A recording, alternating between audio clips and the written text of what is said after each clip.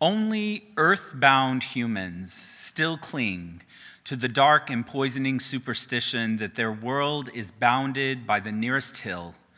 Their universe ends at the river's shore.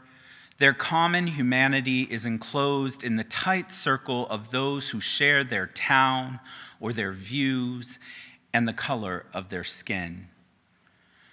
This is a quote from the speech given on June 6, 1966, at University of Cape Town in South Africa by Robert F. Kennedy. A good friend of mine shared this snippet of the speech with me as we reflected on the amazing life of my father-in-law, who we recently lost to a brain aneurysm. He embodied much of what this quote says. To me, these words really bring about a simultaneous sense of hope and utter deep sadness.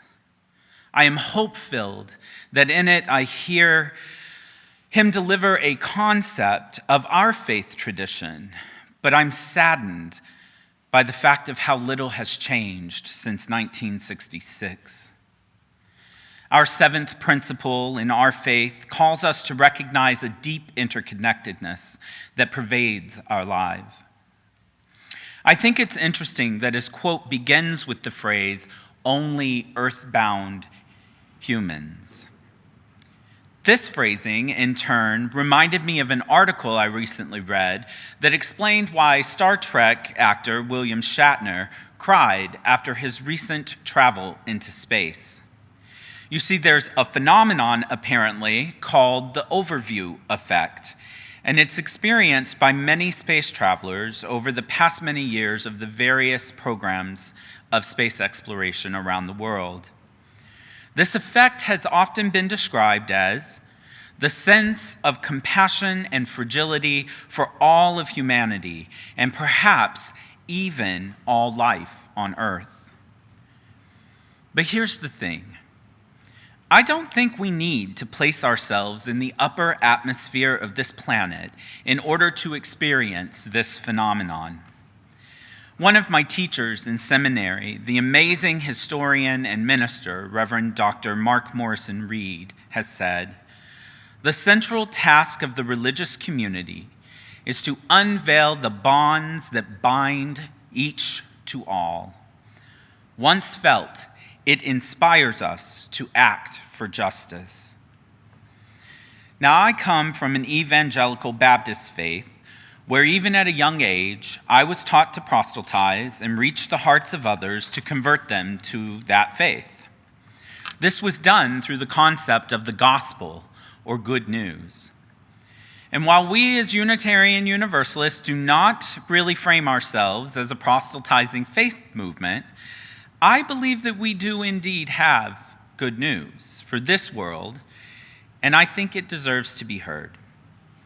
And for me, that news is that our many congregational homes provide places to experience the overview effect in real time, without ever stepping foot on a spacecraft. We do this with an emphasis on the bonds that bind each to all, and then we provide acts of justice to engage that lived interconnectedness. For me, this is the heart of our faith. Our own congregation, for example, has a myriad of programming opportunities for us to engage and explore our own places of growth and spiritual healing, and then to responsibly engage in the works of justice. Our religious places and spaces can be complicated and wrought with learning opportunities that prompt feelings of discomfort, often followed by a sense of deep connection. I believe that's the point. In our racial equity work, for example, we often say that the work is messy, but then we never touch on exactly what that mess might look like. Lucky for us, we have a prominent example of such a mess from this week that we can reflect on. This past week, on the television program The View, actor and comedian Whoopi Goldberg publicly stated that the Holocaust was not about race, but rather, quote, people's inhumanity to one another. This statement is messy, and Whoopi has been given a 2-week break from her role on the program to reflect and learn from the damning statement. This incident is an example of the work of our faith movement, the work that we've been doing for many, many years now. It is a clear example that we all swim in the waters of white supremacy culture, even people of color like Whoopi Goldberg. As a result, Whoopi used the social construct of race as defined in this country from the 60s until now, a social construct largely based on the color of our skin, instead of applying the social construct of race present in Nazi Germany, which at that time clearly saw Jewish people and others as inferior races.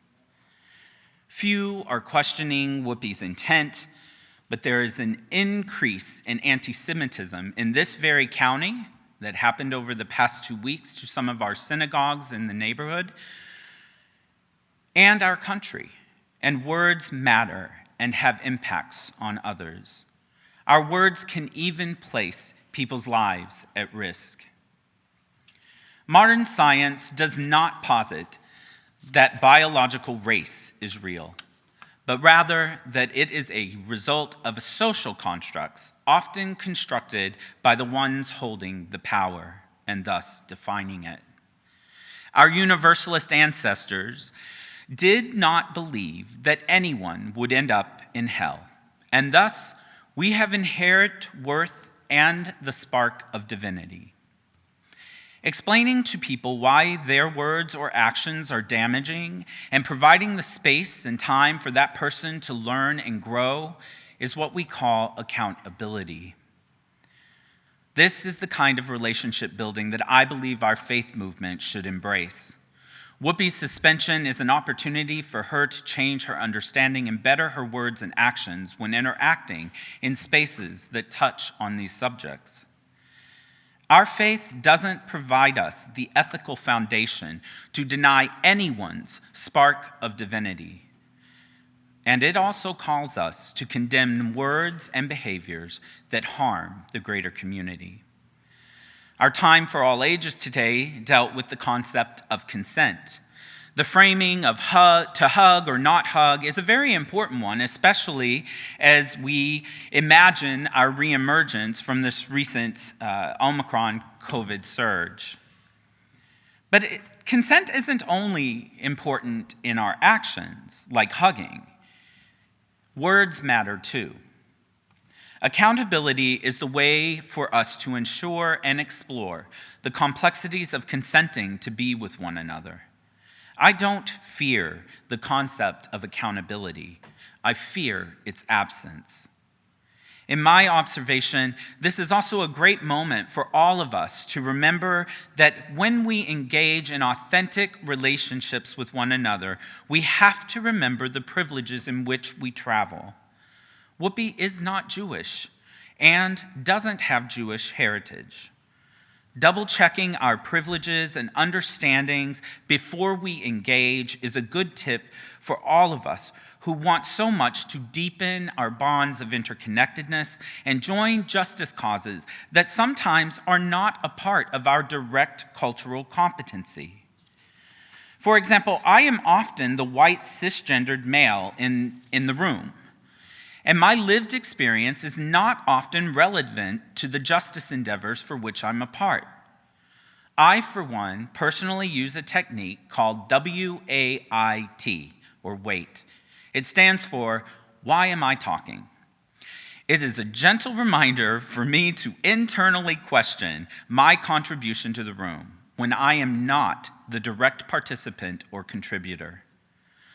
Our messy and sometimes clumsy congregations are incredible opportunities to deepen spiritual and emotional growth, as well as places to experience the awe of the overview effect.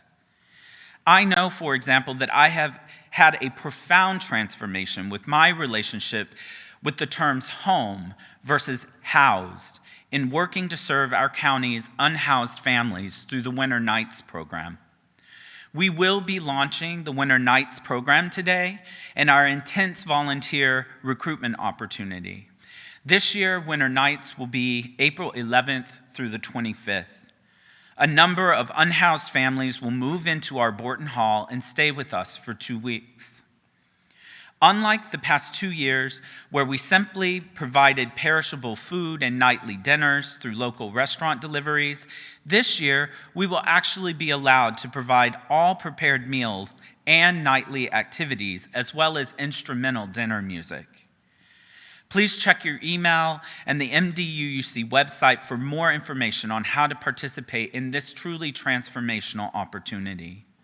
My housing views, for example, are no longer bounded by the nearest hill nor the river's shore. I have found my common humanity in the expanded circle of those who have no house but keep the deep sense of home. I recognize that I am only one major medical or financial catastrophe away from being unhoused myself. The people of our county who live in their cars, hoping for transitional housing, are interconnected to me, and their survival is indeed mine. The central task of our religious community is to unveil the bonds that bind each to all, and use those bonds to act for justice.